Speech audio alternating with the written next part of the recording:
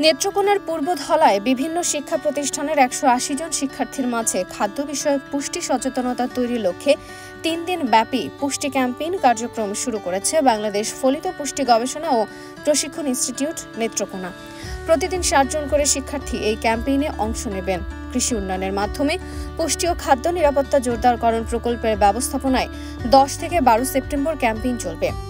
১০ September প্রথম দিনে উপজেলার শ্যামগঞ্জ, জালশুকা, কুমুদগঞ্জ উচ্চ বিদ্যালয়ে খাদ্যভিত্তিক পুষ্টি বিষয়ক ক্যাম্পেইনের আয়োজন করা হয়।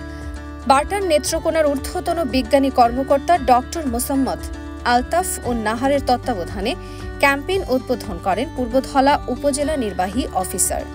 প্রশিক্ষণ শেষে পুষ্টি নিয়ে কুইজ প্রতিযোগিতা অনুষ্ঠিত হলে অংশগ্রহণকারীদের মধ্যে প্রথম, দ্বিতীয়, তৃতীয় প্রশিক্ষণার্থীকে ক্রেস্ট পুরস্কার প্রদান করা হয়। শেষে প্রত্যেককে ক্যাম্পেইন উপকরণ সহ নিজ আঙিনায় লাগাতে ২টি করে ফলজ উদ্ভিদের চারা প্রদান করা হয়।